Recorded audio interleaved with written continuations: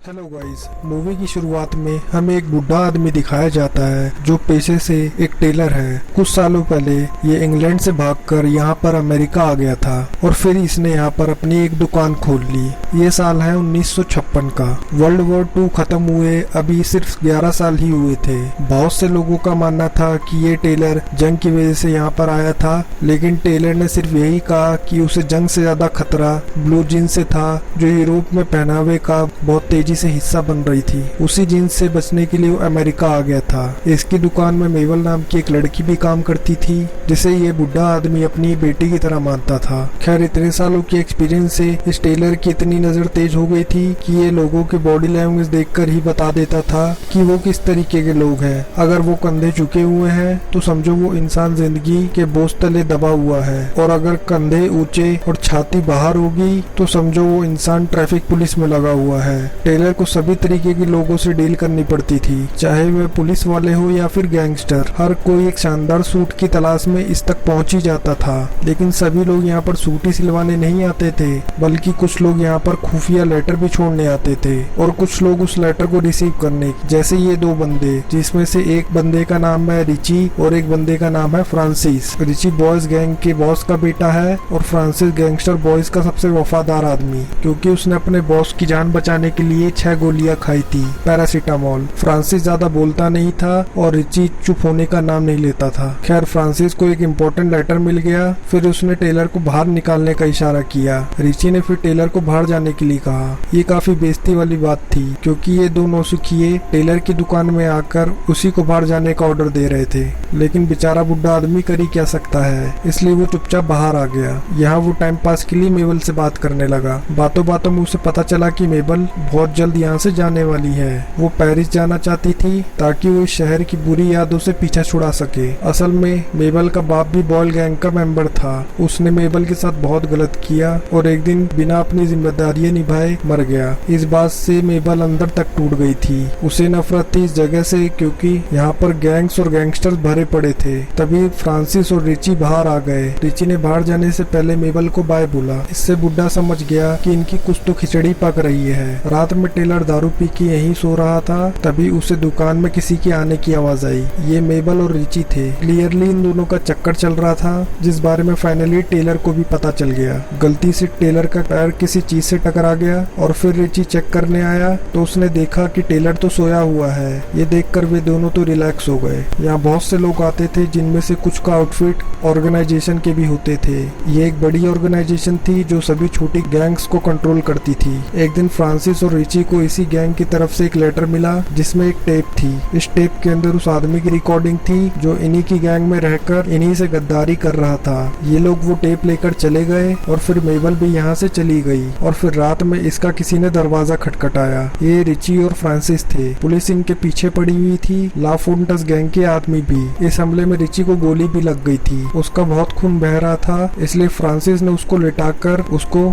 जख्म पर कुछ रखने को कहा। रिची बॉस का बेटा था, इसलिए उसकी जान बचाना बहुत जरूरी था, नहीं तो बॉस फ्रांसिस को भी जिंदा नहीं छोड़ेगा। फ्रांसिस ने ये बात अपने बॉस को बताई और उन्हें डॉक्टर को भेजने के लिए कहा, लेकिन डॉक्टर का यहाँ पर आना इस समय पॉसिबल नहीं था। हालांकि बॉस खुद यहाँ पर आने वाले थे। फिर फ्रांसिस ने टेलर को मजबूर किया कि वो खुद ही रिची के घाव सिले। टेलर ने पहले तो मना किया, लेकिन बंदूक की नोक पर उसे फ्रांसिस की सारी बात माननी पड़ी। हालांकि टेलर को देखकर यह लग नहीं रहा था कि वो ये काम पहली बार कर रहा है। इसके बाद फ्रांसिस उस टेप को लेकर बाहर जाने लगा। टेलर ने हिम्मत करके पूछ लिया कि आखिर इस टेप में है क्या और तुम इस टेप को यहाँ पर छोड़कर कहाँ जा रहे हो। फ्रांसिस ने बताया कि इस वक्त ये टेप हमारे लिए बहुत कीमती है। हर कोई इस टेप को पाना चाहता है। पुलिस वालों को टेप इसलिए चाहिए ताकि उनका खबरी पकड़ा न जाए, और इन्हें ये टेप इसलिए चाहिए ताकि उस खबरी को पकड़कर उसको मौत के घाट उतार सके। बाय द वे, ये 1956 का टाइम है, इसलिए उस टेप को सुनना उस समय इतना आसान नहीं था। फ्रांसिस को एक बड़ी दुकान में जाकर एक इलेक्ट्रिकल टेप लाना होगा जिससे उस टेप को ये सुन सके, और वो इस बैग को अपने साथ इसलिए नहीं ले जा रहा था क्योंकि वो टेप उसके पास होने से ज्यादा यहाँ सेफ है। ये कहकर वो यहाँ से चला गया। अब उसके जाने के बाद टेलर बड़ा रिलैक्स होकर सुट्टा मारने लगा। तभी रिची वहाँ पर आ गया। अब उसे पहले से बेहतर महसूस हो रहा था। वैसे तो रिची बदतमीज किस्म का इंसान है, लेकिन आज उसने टेलर को थैंक यू बोला, क्योंकि वो इस वक्त टेलर की वजह से ही जिंदा था। वो बुड्ढे के पास आकर बैठ गया और उनके बीच कुछ पुरानी बातें बातें होने लगी, जैसे कि टेलर जब कुछ सालों पहले शहर में आया था तब उसका पहला ग्राहक और कोई नहीं बल्कि रिची का बाप ही था। तब से ये बुढ़ा उस गैंगस्टर फैमिली के लिए एक फैमिली टेलर की तरह काम करता है। वो इन लोगों के लिए ब्रांडेड सूट सिलता था और इनकी औरतों के लिए सलवार। इन्हीं अच्छी बातों के बीच खबरी की बात छिड़ गई। रिची हर हाल में उस खबरी को पकड़ना चाहता था। तभी टेलर ने कहा कि वो उसे कुछ बताना चाहता है, लेकिन टेलर पॉइंट पे ही नहीं आ रहा था। तो रिची को गुस्सा आने लगा। तो टेलर ने बताया कि जिस खबरी की आप तलाश कर रहे हो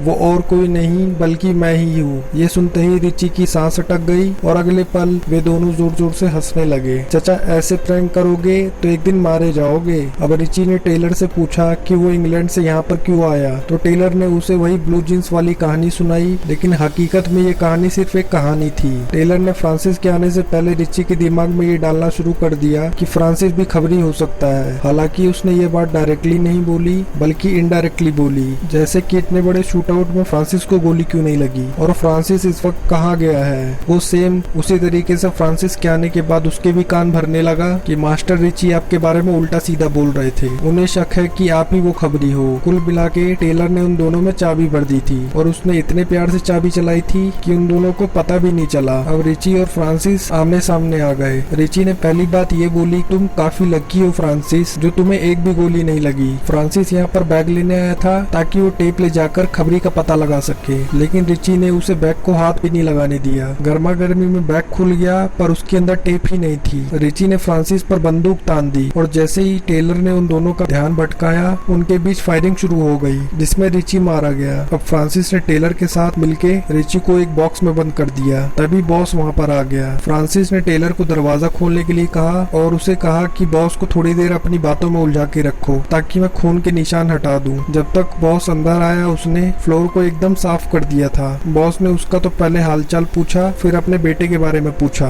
तो फ्रांसिस ने उसे कह दिया कि रिची तो कुछ देर पहले ही निकल गया है। उसने बॉस को पट्टी पढ़ा दी कि रिची ने उसकी एक भी बात नहीं सुनी और वो अकेले ही यहाँ से चला गया। बॉस को ये बात कुछ हजम नहीं हुई, हालांकि उसे वैसे भी कुछ हजम नहीं होता था, लेकिन ये बात तो काफी अजीब थी क्योंकि रिची के गोली लगी हुई थी और बाहर भी पुलिस उनको ढूंढ रही थी और ऐसे बाहर जाने का कोई सेंस ही नहीं बन रहा था। और फिर भी उसने फ्रांसिस की बात पर यकीन कर लिया क्योंकि फ्रांसिस ने एक टाइम पे उसके लिए 6 गोली खाई थी। अब बॉस ने फोन करके अपने आदमियों को काम पे लगा दिया। इधर बॉस का आदमी उसी बॉक्स पर बैठ गया जिसमें रिची की लाश पड़ी हुई थी। ये देखकर फ्रांसिस के चेहरे पे 12 बज गए। उसे डर था कि बॉस को रिची के बारे में पता चल जाएगा और बॉस का ये आदमी उसके अंदर शॉटगन की सारी गोलियां उतार देगा। इसलिए फ्रांसिस ने बॉस को यहाँ से चलने के लिए कहा। उसने बॉस को सुझाव दिया कि हमें रिची को ढूंढना चाहिए, यहाँ बैठने से काम नहीं चलेगा, लेकिन बॉस ने उसे अकेले जाने के लिए कहा क्योंकि बॉस के आदमी का कॉल यहीं पर आने वाला था, इसलिए उसने यहीं रुकने का फैसला किया। फ्रांसिस का पासा उसी पर उल्टा पड़ गया। इसके बाद टेलर और गैंगस्टर बॉस के बीच काफी सारी बातें हुई। यहाँ जो कुछ भी हुआ था टेलर ने बॉस को उसके बारे में कुछ भी नहीं बताया था, लेकिन जब बॉस ने रिची का कोट टंगा हुआ देखा तो बॉस ने टेलर से एक ही सवाल पूछा कि दिसंबर के महीने में रात के 1 बजे बिना कोट के बाहर कोई कैसे जा सकता है। टेलर ने इसका कोई जवाब नहीं दिया। फिर वो मजबूरी में सच्चाई बताने ही वाला था, तभी फ्रांसिस मेबल को लेकर यहाँ पर आ गया। उसने कहानी बनाई कि मेबल ही वही खबरी है और वो सब जानती है। यहाँ से रिची उसी के पास गया था, ऐसा फ्रांसिस ने कहा। बॉस को इसकी बात पर यकीन भी हो गया क्योंकि मेबल भी यही दूसरी गली में ही रहती थी और अगर रिची बिना कोट के बाहर जाएगा तो जरूर वो पास में ही कहीं गया होगा। टेलर ने लड़की को बचाने की कोशिश की, लेकिन उसकी कोशिश काम नहीं आई। वे लोग मेबल से बात निकलवाने के लिए बल का प्रयोग करने लगे। फ्रांसिस ने अपने ऊपर से बात हटाने के लिए मेबल को बलि का बकरी बना दिया। टेलर को कुछ फ्लैशबैक दिखने लगे। इसके बाद वो वहाँ से जाने लगा, लेकिन फ्रांसिस ने उसे जाने नहीं दिया। टेलर मेबल के साथ ये सब होते हुए नहीं देख सकता था। उसने बताया इंग्लैंड से वो यहाँ पर इसलिए नहीं आया क्योंकि वहाँ ब्लू जींस आ गई थी, बल्कि वहाँ पर उसकी वाइफ और एक बेटी थी जो कि दुकान में एक दिन आग लगने की वजह से मारी गई। टेलर अपनी नई जिंदगी की शुरुआत करने के लिए यहाँ पर आया था। ये सुनकर मेबल भी इमोशनल हो गई। तभी फोन की घंटी बजी और टेलर ने फोन रिसीव किया। उसने बताया कि ये कॉल मास्टर रिची का था, उनके पास टेप भी है और वे 31 स्ट्रीट पर आपका इंतजार कर रहे हैं। ये सुनकर फ्रांसिस गधों की तरह देख रहा था क्योंकि वो तो जानता था कि रिची तो बॉक्स के अंदर पड़ा हुआ है। उसने बॉस को रोकने की कोशिश भी की, लेकिन बॉस नहीं माना और फ्रांसिस ने कहा कि उसे यहीं रुकना चाहिए ताकि वो इन दोनों पर नजर रख सके। बॉस के जाने के बाद फ्रांसिस ने इन दोनों को निशाने पे ले लिया, लेकिन टेलर ने उसे शांत होने के लिए कहा क्योंकि मेबल उसके बहुत काम आने वाली थी। फ्रांसिस कुछ समझा नहीं तो टेलर ने बताया कि मेबल ही खबरी है और वो FBI और ला फोन्टेस के लिए काम करती है, इसलिए वो रिची के साथ रिलेशनशिप में आई ताकि वो उसके थ्रू बॉयल गैंग की जानकारी FBI और ला फोन्टेस को दे सके। लेकिन द आउटफिट ऑर्गेनाइजेशन ने मेबल का पता लगा लिया और वे उसके खिलाफ टेप में एक सबूत दे गए। अब लड़की ने अपना असली मकसद बताया कि वो इस शहर के गैंगस्टर्स को सलाखों के पीछे देखना चाहती है। इन्हीं गैंग्स की वजह से उसका बाप मारा गया और उसका बचपन बर्बाद हो गया, तो ये मेबल के बदला लेने का तरीका था। वो टेप भी टेलर के पास ही थी। टेलर ने दो बातें रखी, या तो मेबल ला फोन्टेस को कॉल करके बॉस की लोकेशन बताएगी ताकि बॉस का किस्सा खत्म हो सके, या तो बॉस को रिची के बारे में पता लगेगा तो वो इन सबको मार देगा। अगर बॉस मर गया तो उसकी जगह गैंग का बॉस फ्रांसिस बन जाएगा। टेलर ने उसे अच्छे से मैनिपुलेट कर दिया और फिर लड़की ने कॉल करके बॉस की लोकेशन बता दी। फिर ला फोन्टेस को यहाँ बुला लिया ताकि वो उनसे टेप के बदले पैसे ले सके। ला फोन्टेस के आते फ्रांसिस पीछे छुप गया। उसने लड़की को इशारा करने के लिए कहा ताकि वो ला फोन्टेस को मारकर बिना किसी डर के गैंग का बॉस बन सके, लेकिन ला फोन्टेस से पैसा लेने के बाद बता दिया कि अंदर एक आदमी छुपा हुआ है। फ्रांसिस टेलर के जाल में फंस गया। सबने एक दूसरे पर बंदूक तान रखी थी। तभी टेलर ने ला फोन्टेस को रिलैक्स होने के लिए कहा। उसने बताया कि मैंने पहले ही फ्रांसिस की बंदूक में से सारी गोलियां निकाल दी है। ये सुनते ही फ्रांसिस का ध्यान भटका और ला फोन्टेस के आदमी ने उसको मौत के घाट उतार दिया। अब यहाँ पर पता चलता है कि सब प्लान टेलर का ही था। दरअसल आउटफिट गैंग्स को इन ऑर्गेनाइजेशन के बारे में पता भी नहीं था,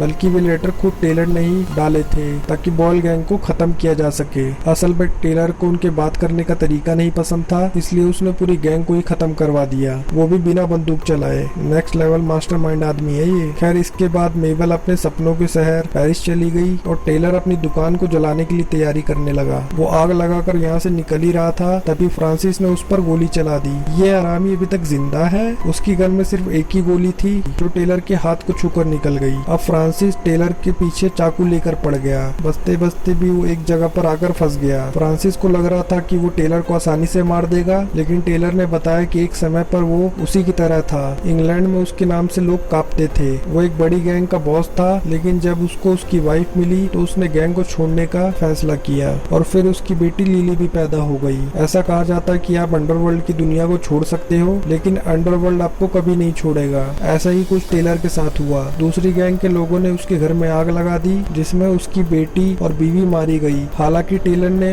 उनकी मौत का बदला ले लिया, लेकिन बदला लेने के बाद भी उसकी जिंदगी में रद्दी भर भी सुकून नहीं आया। उसी सुकून की तलाश में वो गैंगस्टर से टेलर बन गया। इसके बाद फ्रांसिस ने टेलर पर हमला कर दिया, लेकिन टेलर बहुत खतरनाक आदमी था। उसने 2 सेकंड में फ्रांसिस का गेम बजा दिया और फिर अपना सामान लेकर वहां से निकल गया। तो दोस्तों, कैसी लगी ये वीडियो कमेंट करके बताओ, और आप अगर इसी तरीके की एक्सप्लेनेशन और सुनना चाहते हैं तो चैनल को सब्सक्राइब जरूर करें। धन्यवाद।